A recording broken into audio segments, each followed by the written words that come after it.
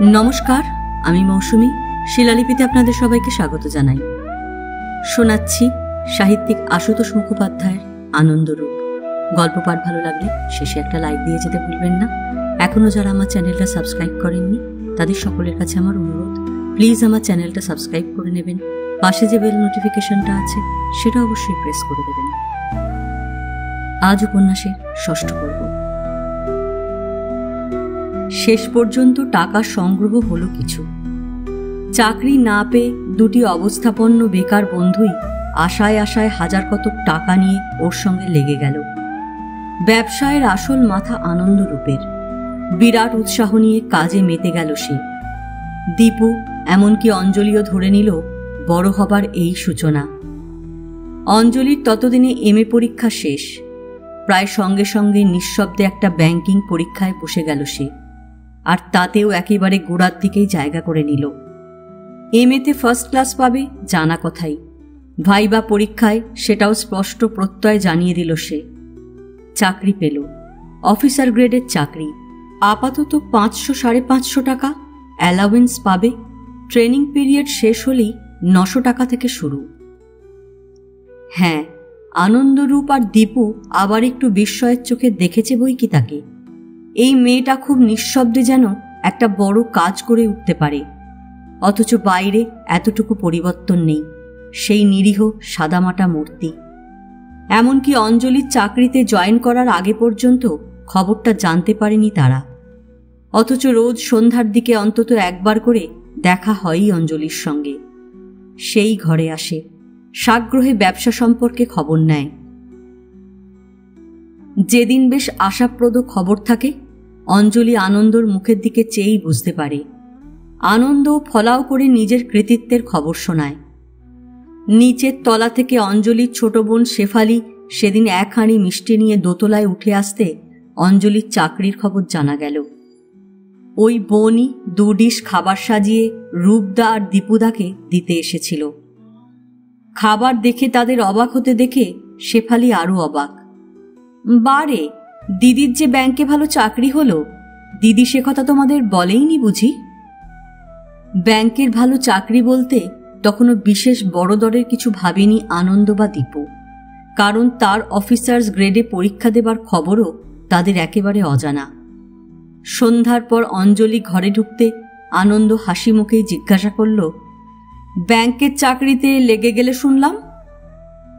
গেলাম তো। কি চাকরি? দীপু উৎসুক। ওই হলো একটা, ঘরে বসে থেকে কি লাভ? আনন্দ মন্তব্য করল, চাকরি যারা করবে তাদের পক্ষে ব্যাংকের চাকরি মন্দ কি? পরীক্ষা টরীক্ষা আছে, কালে দিনে অফিসারও হয়ে বসতে পারো। জবাব না দিয়ে অঞ্জলি মিটিমিটি হাসতে লাগল। দীপুর খটকা লাগলো কেমন। জিজ্ঞাসা করল, কি চাকরি? কেমন চাকরি বলছিস না কেন? এবারে জবাব দিল অঞ্জলি, যেন নাচার হয়ে বলে ফেলল, ওই অফিসারই হয়ে বসেছি বাপু, এখন প্রবেশনার অবশ্য। আনন্দ আর দীপু দুজনেই অবাক। দীপুই জিজ্ঞাসা করল, কি করে? পরীক্ষা দিয়ে। মাইনে কত? এখন কত এবং চার্জ পেলে কত হবে তাও বলতে হলো। শুনে দীপু যথার্থ খুশি, কিন্তু আনন্দ কেন যেন তেমন খুশি হতে পারল না। বলল, রোজ এসে আমাদের খবর নাও আর আমরা বলিও, নিজের বেলায় এত গোপন কেন? অঞ্জলি থতমত খেল এক প্রস্থ। বারে, চাকরিটাকে তুমি কি চোখে দেখো আমি জানি না, ভয়ই বলিনি। জবাবটা শুনে আনন্দরূপ একটু তুষ্টই হলো বটে। একজনের টেলিফোন ডিসইনফেক্টেন্টের ব্যবসা এগিয়ে চলল, আর একজনের চাকরি। টাকার মুখ দেখার সঙ্গে সঙ্গে আনন্দরূপের বেশবাস চালচলন বদলাচ্ছে। অঞ্জলি পাকাপোক্ত অফিসার হয়ে বসেছে, তার বেশবাস চালচলনে ব্যতিক্রম নেই। কিন্তু চাকরি এগিয়ে চলল, ব্যবসা বেশি দূর এগোল না। দোষ কিছুটা আনন্দরই। তার আচার আচরণই বন্ধুদের কাছে অবিশ্বাসের কারণ হয়ে দাঁড়াল। আনন্দর প্রণয়ের খবর তারাও জেনেছে। বন্ধুদের কাছে যখন তখন হাত পেতে টাকা নেয় সে, আবার ইচ্ছে মতো ব্যবসায়ের টাকাও ভাঙে। উঠতি মুখে তার খরচের বহর দেখে তারা শঙ্কিত, বিরূপ। কিন্তু আনন্দই ব্যবসার মাথা। যতদিন সহ্য করা সম্ভব সহ্য করল, তারপর ক্ষোভ প্রকাশ করতে আরম্ভ করল। তারাও ইঞ্জিনিয়ার, কাজকর্ম বুঝে নিতে কতদিন আর লাগতে পারে? আনন্দর তুলনায় সাহস কম বলেই এতদিন সহ্য করেছে। সোজাসুজি বিচ্ছেদ হয়ে গেল একদিন। ক্রোধে ক্ষিপ্ত আনন্দরূপ আবার ঘরে এসে বসল। ওরই প্ল্যান নিয়ে কাজ শুরু করে এখন ওকেই বর্জন করল তারা। এ খবরটা আর সকলের মতো অঞ্জলিও শুনল। সত্যি দুঃখ হলো তার, চিন্তা হলো। জিজ্ঞাসা করল, কি করবে এখন? চাকরির চেষ্টা? আনন্দ ঝাঁঝিয়ে উঠল, না, চাকরি আমার দ্বারা হবে না। 6 মাস না যেতে শিপ্রার বাড়ির লোকও টের পেয়ে গেল সমাচার কুশল নয়। আনন্দরূপের আসল অবস্থা তাদের চোখে ধরা পড়েছে। শিবপুরের প্রফেসর তার প্রাক্তন ছাত্র আনন্দর সেই 2 পার্টনারের কাছে সম্পূর্ণ প্রতিকূল রিপোর্ট পেয়েছেন। মেয়েকে সতর্ক করে দিয়েছেন তিনি, মেয়ের জ্যাঠাকেও। কিন্তু মেয়ে যে ওই ছেলের প্রতি ততদিনে কতটা মুগ্ধ, কতটা আসক্ত, তাঁরা সেই খবর রাখেন না। শিব প্রায় আভাসে ইঙ্গিতে তাকে ওদের বাড়ি আসতে বারণ করে দিল। তার অভিমানে আরও একটু বাড়তি প্রীতি ঢেলে মুছে দিতে চেষ্টা করল। মুগ্ধ আর মোহগ্রস্ত আনন্দ নিজেও। বাড়ির বাইরে দুজনের দেখা সাক্ষাৎ মেলামেশা আগের মতোই চলল। তবে বন্ধুদের কাছ থেকে টাকা নেওয়ার ব্যাপারটা শিবরাও পছন্দ করেনি। এতদিনে লোকটার ধাত জেনেছে বলেই সেও এ ব্যাপারে তাকে হুঁশিয়ার করেছে, খবরদার, কারোর কাছ থেকে হাত পেতে টাকা নেবে না। কিন্তু দীপুর কাছে হাত পেতে টাকা নিতেই হয়। বড় হবে একদিন, এ বিশ্বাস আনন্দর তখনও অটুট। কিন্তু বড় হবার রাস্তা পাচ্ছে না বলেই অসহিষ্ণু সর্বদা। এক ছুটির দিনে নতুন এক ব্যবসার প্ল্যানের কথা বলছিল দীপুর সঙ্গে। ঘরে অঞ্জলিও ছিল। এখনো বাড়ির একজনের মতোই সে যখন তখন আসে যায়, সমস্ত রকমের আলোচনায় যোগ দেয়। আনন্দ বলল, মাত্র 1002 টাকা হলে একটা নতুন জিনিসে নেমে পড়া যেত, টার প্রোডাক্টস। দীপু জিজ্ঞাসা করল, সে আবার কি? কসমেটিক্স জাতীয় জিনিস। বাজার লেগে গেলে তখন টাকা নিয়ে অনেকেও এগিয়ে আসত। শুনে অঞ্জলি ভয়ে ভয়ে একটা প্রস্তাব দিল, বাইরে টাকা নিয়ে তো দেখলে একবার, তার থেকে ভালো একটা চাকরি জোগাড় করে কিছু টাকা জমিয়ে তারপর ব্যবসায় নামো না? শোনা মাত্র আনন্দ হঠাৎ রেগে গেল কেমন। আচ্ছা, আমাকে চাকরিতে ঢোকাবার জন্যে তুমি এত ব্যস্ত কেন বলো তো? অঞ্জলি তখন আর একটি কথাও বলেনি। পরে দীপুর অনুপস্থিতির ফাঁক খুঁজে আবার কাছে এসেছে। ভনিতা বাদ দিয়ে সোজাসুজি বলেছে, 1002 টাকা হলে যদি চলে যায় তো আর দেরি করে কাজ নেই, লেগে পড়ো। আনন্দ এবার বিব্রত বোধ করেছে একটু। 2000 টাকা তুমি দেবে? অঞ্জলি হেসে জবাব দিয়েছে, দেব, কিন্তু সেই ডবল পাওয়ার হিসেবে। কিন্তু তোমার বাবা আপত্তি করবেন না? বাবার জানার দরকার নেই। এখনো পর্যন্ত আমার টাকা বাবা বিশেষ নেন না, ব্যাংকেই জমা হয়। হেসে জানালো, বাবা আমাকে বোনেদের বিয়ের ভার শুধু নিতে বলেছেন, আর সেই জন্য টাকা রাখতে বলেছেন। ওর বিয়ের টাকাও যে রাখতে বলেছেন সেটা অনুক্ত থাকল। আনন্দ এবারে উৎসাহ বোধ করল একটু। ঠিক আছে, তাহলে লাভের 1 ভাগ আমার আর 2 ভাগ তোমার। অঞ্জলি হেসেই জবাব দিল, ঠিক আছে। নতুন উদ্দীপনায় আবার কাজ শুরু হলো। জায়গার অভাবে 3 তলার চিলতে চিলে ঘরটাতেই কারখানা স্টার্ট করে দিল আনন্দ। মাকে বলে অঞ্জলি সেই ব্যবস্থা করে দিয়েছে। মা বাবার মনে আশা, এমন সুন্দর ছেলেটাকে যদি ধরে ফেলা যায় তাহলে নিতান্তই ভাগ্য। কিন্তু ভয় সে কথা প্রকাশ করতে পারে না। দীপু ঠিক আঁচ করে নিল টাকা কোথা থেকে এসেছে। জিজ্ঞাসাই করে ফেলল, টাকা তাহলে অঞ্জলি দিয়েছে? হ্যাঁ, মেয়েটার এখন থেকেই বিষয় বুদ্ধি করা। লাভের 1 ভাগ আমার আর 2 ভাগ ওর, এই করারে দিয়েছে। কেন যেন ব্যাপারটা মনোপুত হয়নি দীপু। ফের জিজ্ঞাসা করল, আর লোকসান হলে? আনন্দরূপ বিরক্ত। লোকসানের হিসেব আগে ভাগে কে করে? অঞ্জলি তাহলে লাভের হিসেবই কষছে বলছিস? তাছাড়া আবার কি, স্রেফ একটা বিজনেস ডিল হয়ে গেছে ওর সঙ্গে। যে কাজ করে আনন্দ সেটা অবশ্য মাথা খাটিয়েই করে। বাজারে জিনিস ছাড়া হতে কিছু লাভের মুখ দেখা গেল। আনন্দর দ্বিগুণ উৎসাহ আর উদ্দীপনা। কিন্তু আসলে এ ব্যবসা চালাতে হলে আরও টাকা চাই, মূলধন বাড়ানো দরকার। অঞ্জলি হাসি মুখে 2 দফায় আরও 4,000 টাকা বার করে দিয়ে শেষে বলল, আর দিতে পারবো না কিন্তু চট করে। ভালোই চলছে, কিন্তু আনন্দরূপ খুশি নয় একটুও। আরও টাকা হলে আরও ভালো চলে। একজন মাত্র ক্যানভাসার আছে, 2 জন নিতান্তই দরকার। দীপুকে এসে লাগতে অনুরোধ করেছে, কিন্তু ওটা ভীতু, সাহস পাচ্ছে না। শেষে লোকই রাখা হলো আর একটা। অঞ্জলি নিঃশব্দে মাসে 400-500 টাকা করে তার হাতে তুলে দেয়। এক দীপু ছাড়া আর সে খবর কেউ রাখে না। দীপু কেন যে আজকাল গম্ভীর হয়ে পড়েছে, আনন্দ সেদিকেও নজর দেবার অবকাশ নেই। অঞ্জলির টাকা আর ডবল লাভ সে দিতে শুরু করবেই একদিন না একদিন। কত নিল কড়ায় ক্রান্তিতে তার হিসেব রাখছে। কিন্তু শিপ্রা আর আনন্দর পরস্পরের প্রতি মোহ আরও বেড়েছে বই কমেনি। আবার সুদিনের মুখ দেখতে শুরু করার ফলে আনন্দর চাল চলন আগের মতোই বেপরোয়া হয়ে উঠেছে। বাইরের মেলামেশা তো আছেই। শিপ্রার আপত্তি সত্ত্বেও বুক ফুলিয়ে আবার সে ওর জ্যাঠার বাড়ি যাতায়াত শুরু করেছে। ট্রাম থেকে নেমে পায়ে হেঁটে নয়, সোজা ট্যাক্সি হাঁকিয়ে। জ্যাঠার বাড়ির লোকেরা ধরে নিয়েছে ব্যবসায় ছেলেটা আবার জাঁকিয়ে উঠেছে। কিন্তু সন্দিগ্ধ প্রবণ মানুষ তিনি।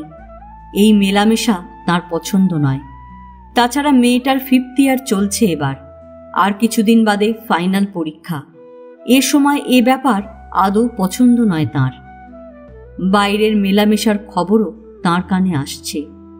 তার নিজের ছেলে মেয়ে নানা জায়গায় একাধিক দিন দেখেছে ওদের দুজনকে।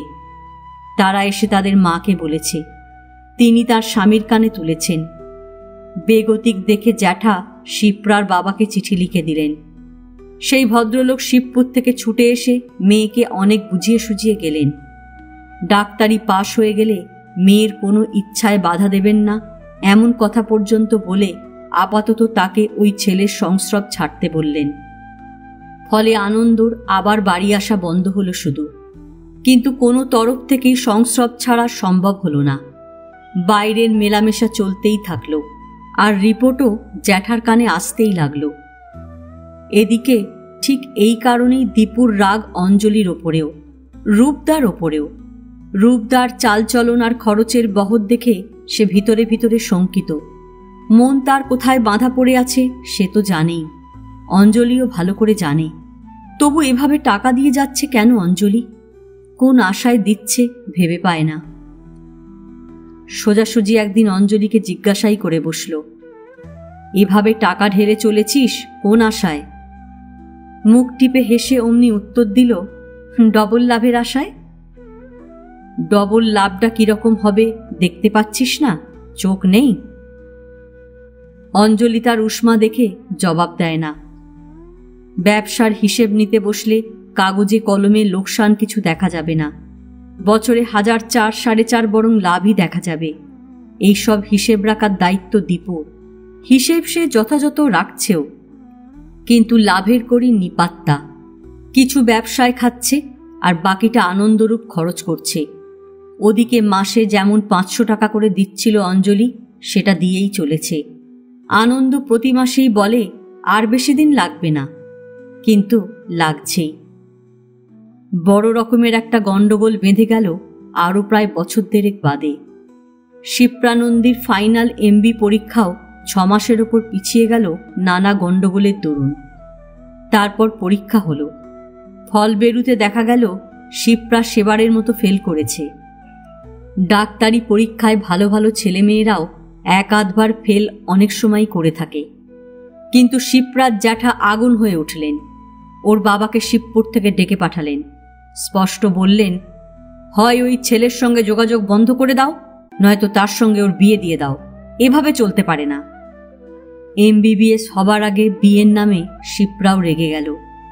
এই নিয়ে বাবা আর জ্যাঠা দুজনের সঙ্গেই দস্তুর মতো একটা মনোমালিন্যের ব্যাপার ঘটে গেল তার। তাঁদের সাফ কথা, ওই ছেলের সঙ্গে এত মেলামেশা আপাতত তাহলে বন্ধ করতে হবে।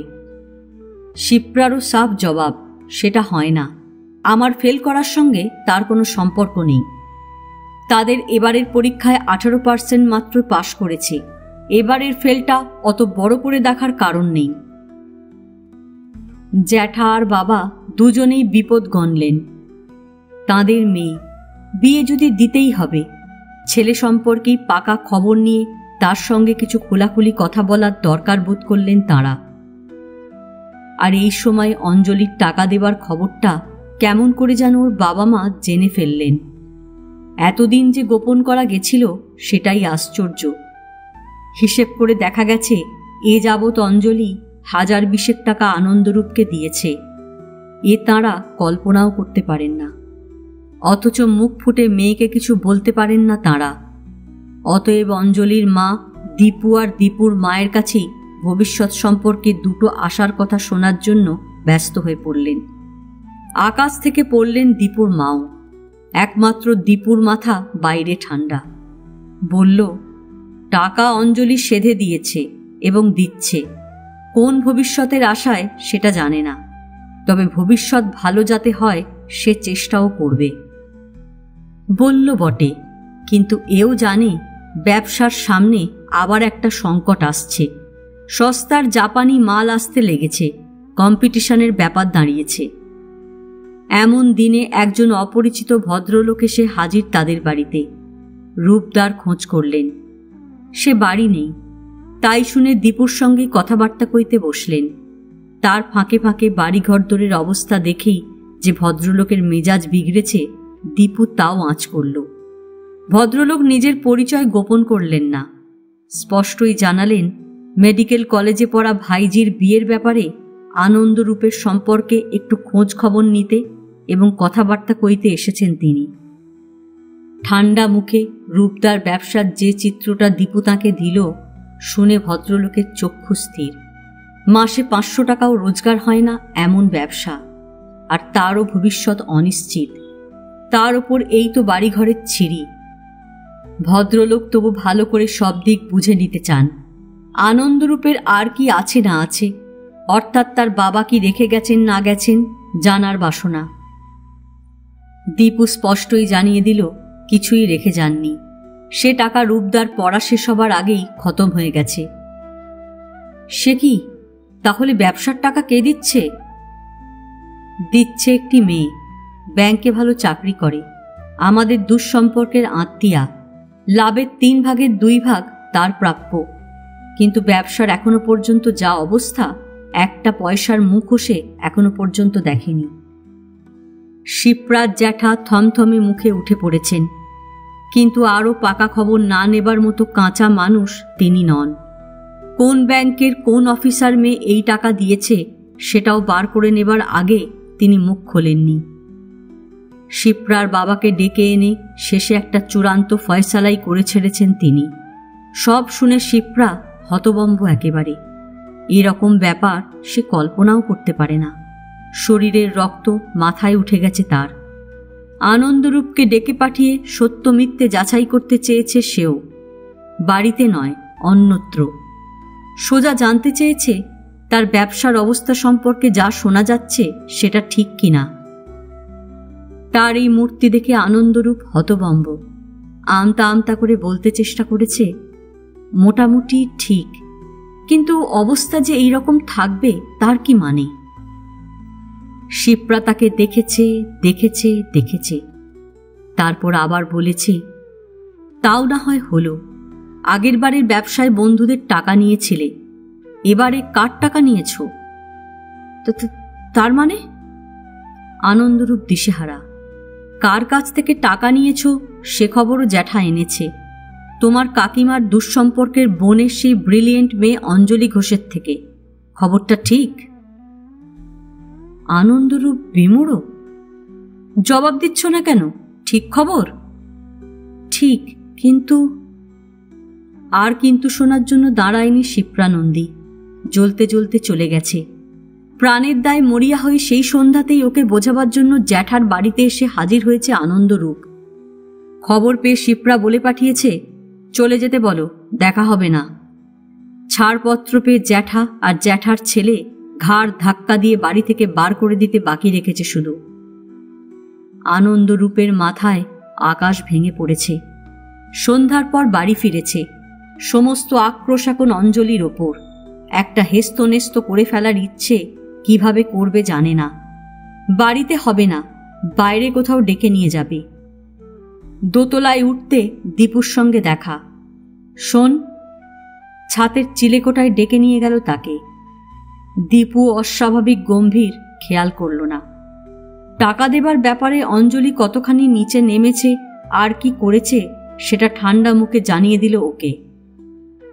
দীপু বলল, অঞ্জলি কিছু করেনি, সে এ ব্যাপারের বিন্দু বিসর্গও জানে না এখনো পর্যন্ত। তার মানে এসব তাহলে কে জানিয়েছে ওদের? আমি।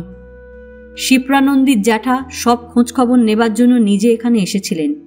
খুঁটিয়ে সব জিজ্ঞাসা করে আমার কাছ থেকে জেনে নিয়ে গেছেন। আনন্দরূপ আর্তনাদ করে উঠল প্রায়। দীপু, তুই এই কাজ করেছিস? কি করব? মিথ্যে কথা বলবো তার কাছে? তাতে ভবিষ্যৎ তোর ভালো হবে না শিপ্রার ভালো হবে? তুই কি অন্ধ রূপদা? তোর চোখ কান নেই? অঞ্জলি কেন তোকে মুখ বুঝে হাজারে হাজারে টাকা দেয় সেটা তুই একবারও ভেবে দেখেছিস? এখন তুই অঞ্জলির ওপর রাগ দেখাতে এসেছিস? এত অন্যায় করলে আকাশটা ভেঙে পড়বে না তোর মাথার ওপর? আনন্দরূপ স্তব্ধ, নির্বাক। সমস্ত রাত আনন্দরূপ শুধু ভেবেছে আর ভেবেছে। শিপ্রাকে প্রাণপণে মন থেকে ছেঁটে দিতে চেষ্টা করেছে, কিন্তু সেটা প্রাণান্তকর ব্যাপার। সকালে দোতলার বারান্দা থেকে অঞ্জলিকে আপিস চলে যেতে দেখল। শিপ্রার জায়গায় ওকে বসানোর কথা ভাবতে গিয়ে হাড় পাঁজরে যন্ত্রণা হতে লাগল। তবু যতক্ষণ দেখা গেল ওকে, প্রাণপণে সেই চেষ্টাই করে গেল। তারপর একসময় না খেয়ে না চান করে সেও বেরিয়ে পড়ল। ট্রামে উঠল। কি একটা অন্ধ আবেগ যেন মেডিকেল কলেজের দিকে টেনে নিয়ে গেল ওকে। পায়ে পায়ে কলেজ প্রাঙ্গণে ঢুকল। ঠায় 2 ঘন্টা দাঁড়িয়ে রইল এক জায়গায়। ছেলেমেয়েরা আসছে যাচ্ছে, রোগী আসছে যাচ্ছে, ডাক্তার আর নার্সরা আসছে যাচ্ছে। হঠাৎ 2 চোখ সামনের বিশাল সিঁড়িটার দিকে আটকালো আনন্দর। ওপর থেকে 3 ধাপ নেমে থমকে দাঁড়িয়ে গেল শিপ্রানন্দী। গায়ে ধপধপে সাদা অ্যাপ্রন, গলায় মালার মতো স্টেথোস্কোপ ঝুলছে। নিচের ওই বিষণ্ণ উস্কো খুস্কো মূর্তি দেখে তারও বোধ করি বুকের তলায় মোচড় পড়ল একটা। তাই থমকে তার দিকে চেয়ে রইল একটু। তারপরই ওই দৃষ্টির আওতা থেকে নিজেকে ছিনিয়ে নিয়ে ওপরে উঠে হন হন করে ফিরে চলে গেল আবার। আনন্দরূপের চমক ভাঙল। সেই মুহূর্তে ফেরার তাড়া। মন স্থির হয়েছে, এবারে যত শীঘ্রই সম্ভব আর একজনের কাছে যাওয়া দরকার। ব্যাংকের দরজায় এসে পৌঁছল যখন 3:30 বেজে গেছে। ঝাঁঝা রোদ। ব্যাংকিং আওয়ার্স নয় এটা, কিন্তু দারোয়ানের কাছে অঞ্জলি ঘোষের নাম করতেই সে সঙ্গে করে নিয়ে গিয়ে পৌঁছে দিল। এই মূর্তি দেখে অঞ্জলি অবাক, ভিতরে ভিতরে শঙ্কিত একটু। সামনে যে 2 জন স্টাফ দাঁড়িয়েছিল তাদের বিদেয় করে তার দিকে ফিরল। বসো, টাকা চাই নাকি আবার? অস্ফুট স্বরে আনন্দ জবাব দিল, না, তোমাকে চাই। আশেপাশে লোক রয়েছে। অঞ্জলি ঘাবড়ে গিয়ে এদিক ওদিক তাকিয়ে নিল একবার। কি ব্যাপার, তোমাকে এরকম দেখাচ্ছে কেন? কেমন দেখাচ্ছে? খুব কদর্য? সেটাই তো আমার আসল রূপ, কিন্তু এতকাল তুমি সেটা বরদাস্ত করলে কি করে? অঞ্জলি ফাঁপড়ে পড়ে গেল। আবার এদিক ওদিক দেখে নিল। এখানে সে একজন মাননীয় অফিসার। উঠে পড়ল। আচ্ছা চলো, ক্যান্টিনে বসে কথা বলি। ক্যান্টিনে এসে বসল দুজনে। অপেক্ষাকৃত নির্জন, তবু দূরে দূরে 2-1 করে লোক আছে। উদ্গ্রীব মুখে অঞ্জলি জিজ্ঞাসা করল, কি হয়েছে বলো তো? কিছু হয়নি, এবারে হবে বিয়ে। অঞ্জলি হকচকিয়ে গেল। বিয়ে? তা এখানেই তোমার সঙ্গে আমার বিয়ে, আপত্তি আছে? অঞ্জলি বিষম চমকে আবার এদিক ওদিক দেখে নিল। অস্ফুট স্বরে বলল, কি বকছো? এটা আপিস। আনন্দরূপ অবুঝ যেন। আপিস তাতে কি? আপিসের সব বিয়ে না করে বসে আছে। যাক, তোমার সঙ্গে কথা আছে, এক্ষুনি ছুটি নিয়ে বেরিয়ে আসতে পারবে? অঞ্জলির অপলক দৃষ্টিটা তার মুখের ওপর স্থির হলো একটু। উঠে দাঁড়ালো। বসো, এক্ষুনি আসছি। 5 মিনিটের মধ্যেই বাকি সময়টুকুর জন্য ছুটির ব্যবস্থা করে তাকে ডেকে নিয়ে ব্যাংকের বাইরে পা দিয়ে হাঁপ ছেড়ে বাঁচল। কিন্তু বুকের তলার কাঁপুনি থামেনি। পাশাপাশি হেঁটে চলেছে দুজনে। হালকা হবার জন্য মৃদু একটু শীষ দিতেও চেষ্টা করেছে আনন্দ। অঞ্জলি বলল, কি ব্যাপার, হাঁটিয়েই বাড়ি নিয়ে যাবে নাকি? জবাব না দিয়ে আনন্দ এগিয়ে চলল। আসলে শিপ্রা নন্দীর অ্যাপ্রন পরা আর গলার স্টেতো ঝোলানো সরল সুন্দর মুখখানা আবার চোখের সামনে ভেসে উঠেছে। প্রাণপণে সেটা মুছে দেবার চেষ্টা। মোটামুটি একটা শৌখিন রেস্তোরাঁর সামনে দাঁড়িয়ে গেল আনন্দরূপ। জিজ্ঞাসা করল, সঙ্গে টাকা কড়ি আছে? সকাল থেকে এ পর্যন্ত কিছু খাওয়াই হয়নি। অঞ্জলি ধরফর করে উঠল, আছে, চলো। কোণের একটা কেবিন বেছে নিয়ে বসল দুজনে। মেনু কার্ড দেখে আনন্দরূপী খাবার অর্ডার দিল। বেয়ারা চলে যেতে অঞ্জলি জিজ্ঞাসা করল, সকাল থেকে কিছু খাওয়া হয়নি কেন? হয়নি। কোথায় ঘুরছিলে সমস্ত দিন? আনন্দ হেসেই জবাব দিল, কোথাও না ঠিক, আসলে নিজের মধ্যেই ঘুরে মরছিলাম। অঞ্জলি গম্ভীর, শিপ্রার সঙ্গে ঝগড়াঝাটি কিছু হয়েছে? না, Shipra is a close chapter now. তার কথা না তুলে তুমি চোখ কান বুঝে আমাকে বিয়ে করতে রাজি আছো কিনা? আস্তে। অঞ্জলি শঙ্কিত, বাবা তোমাকে টাকার কথা কিছু বলেছে? না না, তুমি আমার কথার জবাব দাও। বেয়ারা খাবার নিয়ে এলো, সাজিয়ে দিল। আনন্দ গোগ্রাসে খেতে লাগলো। অঞ্জলি দেখছে, নিজের ডিশ থেকে তাকে কিছু কিছু করে তুলে দিচ্ছে নিঃশব্দে। আনন্দরূপ খেয়াল করছে না। হঠাৎ আবার আত্মস্থ সে। খাচ্ছ না? অঞ্জলি বলল, খাচ্ছি, তুমি খাও। আমার কথার জবাব দিলে না। কোন কথার? বিয়েতে তোমার আপত্তি আছে কি নেই? কিন্তু টিন্তু নেই। বলেছি Shipra is a close chapter, সেটা মেনে নিয়ে আমাকে বিয়ে করতে তুমি রাজি আছো কিনা? একটু চুপ করে থেকে অঞ্জলি জিজ্ঞাসা করল, অত টাকা দেওয়া হয়েছে ভেবে বলছো? না, আগে শুধু টাকার কথাই ভেবেছি, তোমার কথা ভাবিনি। তুমি ভাবার সুযোগ দাওনি। এই অন্ধ চোখ দুটো গোড়া থেকে চেষ্টা করলে তুমি খুলে দিতে পারতে। তার বদলে দীপু দিল। I am rightly served. Anjali অবাক। দীপু তোমাকে কি বলেছে? আমি কিন্তু তাকে কখনো কিচ্ছু বলিনি। আনন্দরূপ খাওয়া থামালো, সোজা তাকালো তার দিকে। মুখের খাবার জঠরে চালান দিল, জল খেল। তারপরে উঠে অঞ্জলির পাশে এসে দাঁড়ালো। আমার কথা আর জবাব দিচ্ছ না কেন? কি মুশকিল, উঠলে কেন? বসো না। হ্যাঁ কি না? কি যে করো, বাইরে লোকজন রয়েছে, বসো আগে। জবাব না দিলে দুহাতে ওর 2 গাল চেপে ধরে মুখখানা নিজের দিকে ঘোরালো। জবাব না দিলে আরো বেশি কাণ্ড করে বসবো। হ্যাঁ কি না? কালো 2 চোখ আনন্দর চোখের গভীরে হারিয়ে যেতে লাগলো। দুহাতে অঞ্জলির মুখখানা তার মুখের ওপর ধরা। অঞ্জলি মাথা নাড়ল। হ্যাঁ। বিয়ে হয়ে গেল। একটা মেয়ে যে নিঃশব্দে এত ভালোবাসতে পারে কাউকে, আনন্দরূপ সেটা টের পেল বিয়ের পর। ভালোবাসার এমন সমর্পণ আর এমন আকুতি দিয়ে গ্রহণ এক সময় প্রায় অস্বাভাবিক মনে হয়েছে আনন্দর। সাদামাটা অথচ প্রখর বুদ্ধিমতী এক মেয়ের এই আবেগ কল্পনা করা যায় না। ও যেন সমস্ত সত্তা দিয়ে আর দেহের সমস্ত অনুপরমাণু দিয়ে পেতে চায় ওকে, অনুভব করতে চায়। নিজেই স্বীকার করেছে, হায়ার সেকেন্ডারি পরীক্ষার আগে যেদিন তারা এই বাড়ির দোতলায় এসে উঠল, সেই দিন থেকে অঞ্জলি তাকে ভালোবেসেছে, তারপর থেকে প্রতিদিন, প্রতি মুহূর্তে। আনন্দরূপ ছদ্মকোপে চোখ রাঙিয়েছে। কখনো জানতে বুঝতে দাওনি কেন আমাকে? অঞ্জলি হেসে আটখানা। এই রূপ নিয়ে ভালোবাসা জানাতে গেলে তুমি বাড়ি ছেড়ে পালাতে। তোমাকে চিনি না? কোথায় চেনো? এই রূপকেই তো বিয়ে করলাম। দায় পড়ে করলে, পরে পস্তাবে।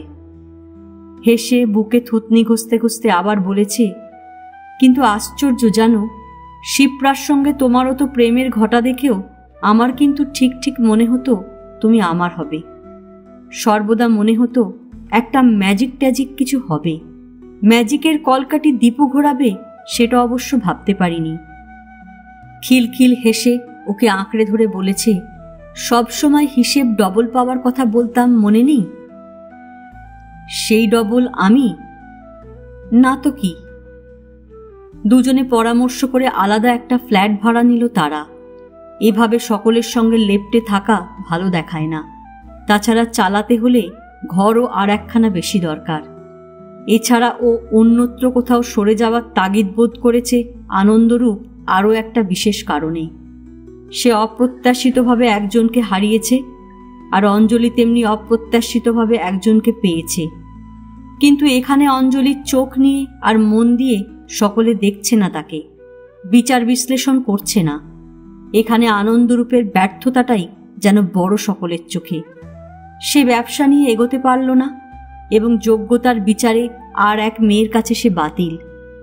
দুজনের সংসারে অঞ্জলির শ্রদ্ধা ভালোবাসায় সে ক্ষতটা হয়তো ভুলতে সময় লাগবে না। এখানে সব থেকে বেশি অস্বস্তি দীপুর সামনে। এই ভবিতব্য সে মেনে নিয়েছে। অঞ্জলির ভিতরের রূপের ছোঁয়া পেয়ে নিজেকে সে ভাগ্যবান ভাবতেও চেষ্টা করেছে, কিন্তু দীপুকে সে সহ্য করে উঠতে পারছিল না। ওর সব থেকে বড় বিশ্বাসের পাত্র দীপু, কিন্তু দরকার পড়লে সেই সব থেকে বড় আঘাতটি করে বসতে পারে, এই প্রমাণ মিলেছে যেন। নতুন ফ্ল্যাটে উঠে আসার আগে দোতলার একটা ঘর ওদের ছেড়ে দেওয়া হয়েছিল। এই ব্যবস্থাও দীপুর। অঞ্জলির মা একতলার একখানা ঘর ছেড়ে দিতে চেয়েছিলেন। দীপু বলেছে, তা হবে না, অঞ্জলিকেই শ্বশুর ঘর করার জন্য দোতলায় উঠে আসতে হবে। সঙ্গে সঙ্গে আনন্দর দিকে চোখ গেছে তার। বলেছে, তবে রূপদা যদি ঘর জামাই হতে চায় তাহলে ভিন্ন কথা। ওই একটা কথায় আনন্দর কেন অত রাগ হয়েছিল জানে না। মনে হয়েছিল এও যেন অযোগ্যতার ঠেস কিছু। বলেছে, আমার কথা ভেবে আর কি করবি, এবার তোর চাওয়ার দৌড়টা দেখব। মাসে 200 টাকা রোজগার করে তো ধরাকে সরা ভাবছিস। এরপর থেকেই খুব নিঃশব্দে একটা ব্যবধান সৃষ্টি হয়েছে। সেটা আর কেউ খেয়াল করুক না করুক, অঞ্জলি করেছে। একদিন বলেছিল, আচ্ছা দীপুটা হঠাৎ অমন গম্ভীর হয়ে গেছে কেন বলো তো? আনন্দর নির্লিপ্ত জবাব, কি করে বলবো? তুমিও তোকে সেরকম ডাকো টাকো না আজকাল। আনন্দর চোখে ছদ্ম কোপ। ওকে ডাকার সময় এখন আমার? অঞ্জলিও হেসেছে। তারপর বলেছে, আসলে দীপুর বোধহয় এখন খুব দুঃখ হয়েছে। তার রূপদার কি বউ আসতে পারত আর কি এলো। ও কিন্তু একদিন দেখেই শিপ্রার খুব প্রশংসা করেছিল আমার কাছে।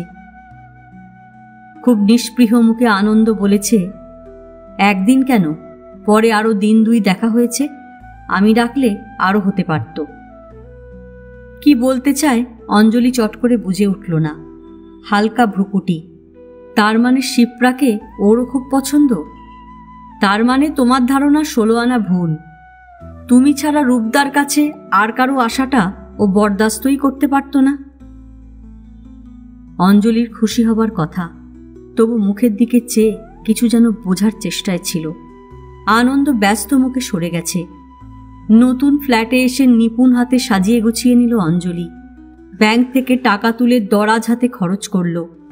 আবার ভ্রুকুটি করে আনন্দকে বলল, ডবল হিসেব তো হয়ে গেছে, এখন থেকে সবকিছু সোজা হিসেব নেব বলে রাখছি। তোমার ওরকম উড়নচণ্ডের স্বভাব বদলাতে হবে। সন্তর্পণে একটা বড় নিঃশ্বাস ফেলে আনন্দরূপ হেসেই জবাব দিয়েছে, আমাকে তাহলে আত্মবিসর্জন দিতে বলছো? শোনামাত্র অঞ্জলি পিছু হটেছে। হেসেই বলেছে, থাক থাক বাপু, স্বভাব বদলে কাজ নেই। 14 বছর বয়স থেকে ওই স্বভাব দেখেই তো মরেছি। শিপ্রা হঠাৎ ক্লোজ চ্যাপ্টার হয়ে গেল কি করে, সেও অঞ্জলি খুঁটিয়ে শুনে ছেড়েছে। পরে বড় নিঃশ্বাস ফেলে বলেছে, আহা, মেয়েটার জন্য আমার কষ্ট হচ্ছে। আর কেউ হলে আনন্দরূপ ঠাট্টা ভাবত, কিন্তু অঞ্জলির বেলায় সেটা ভাবা শক্ত। ও এত ভালো আর মনটা এত পরিষ্কার যে আনন্দর অনেক সময় ছোট মনে হতো নিজেকে।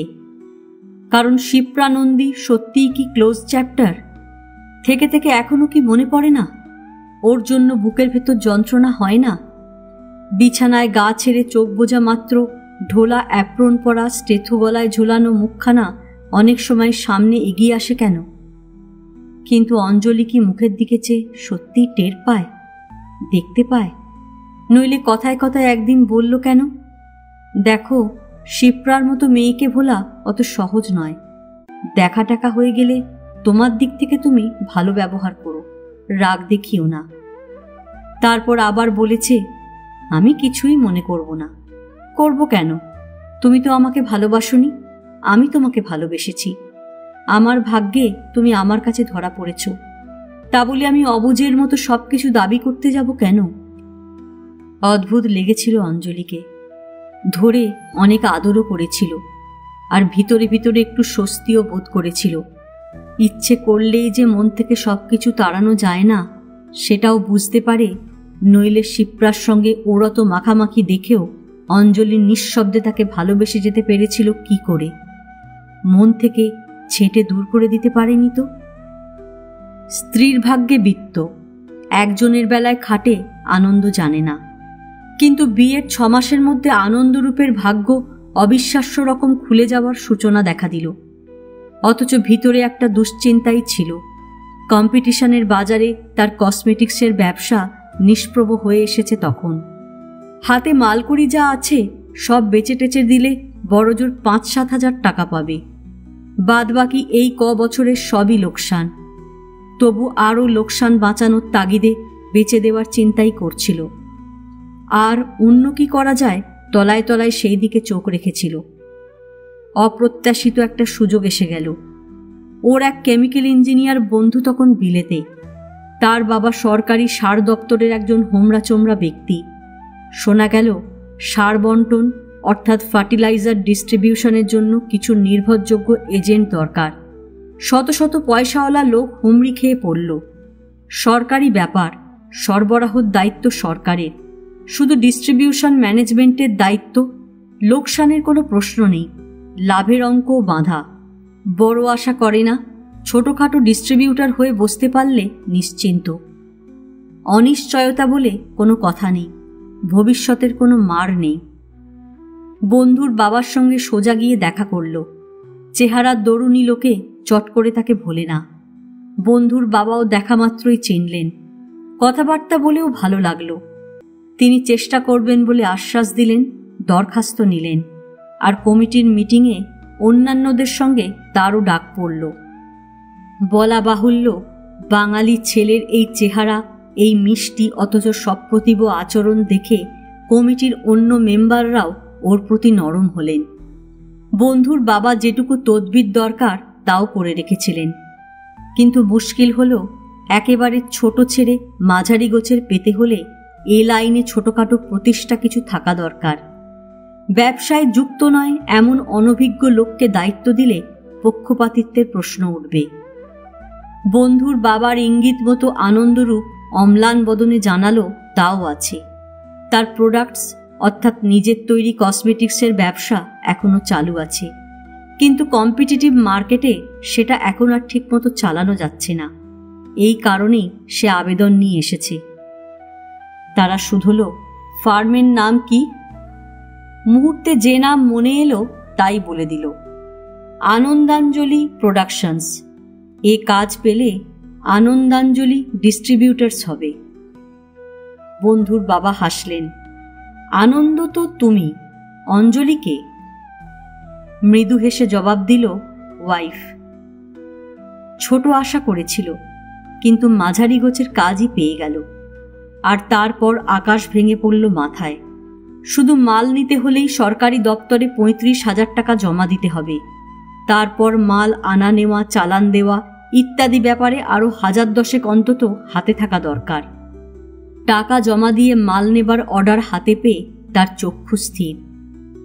ছুটল অঞ্জলির ব্যাংকে। ক্যান্টিন রুমে বসে তার সঙ্গে সমস্ত ব্যাপারটা আলোচনা করল। ভেবেচিন্তে অঞ্জলি বলল, এসো আমার সঙ্গে। তাকে নিয়ে এজেন্টের ঘরে ঢুকল সে। প্রৌঢ় ভদ্রলোক অঞ্জলিকে যে বিশেষ স্নেহ করেন সেটা 2 মিনিটের মধ্যেই বোঝা গেল। আনন্দকে বিয়েতে দেখেছিলেন, তারপর আজ দেখলেন। আজও অঞ্জলির সহকর্মী অফিসাররা তার স্বামীর চেহারা নিয়ে প্রশংসার ছলে ওকে ঠাট্টা করে। আর এই প্রৌঢ় এজেন্ট বলেছিলেন, তুমি তো কম মেয়ে নও, এরকম একটি কন্দর্পকান্তির গলায় দড়ি পরিয়ে ছাড়লে। তিনি সমস্যার কথা শুনলেন, কাগজপত্র দেখলেন, তারপর এক কথায় ব্যাংকের নির্ধারিত সুদে 45,000 টাকা স্যাংশন করে দিলেন। অঞ্জলিকে সেদিন আর আপিসি করতে দিল না আনন্দ। বাড়িতে টেনে এনে একটা হইচই কাণ্ড বাঁধিয়ে দিল। আদর করে, চুমু খেয়ে, অস্থির করে হঠাৎ শূন্যে তুলে নিয়ে বিছানায় ফেলে তারপর জাপটে ধরে গড়াগড়ি শুরু করে দিল। সেই মধ্যাহ্ন একটা মনে রাখার মতো দিন অঞ্জলিরও। আজ এ পর্যন্তই। উপন্যাসের অন্তিম পর্ব নিয়ে অন্যদিন আসব। গল্প পাঠ ভালো লাগলে লাইক, শেয়ার, কমেন্টস করতে ভুলবেন না। আজকের মতো নমস্কার।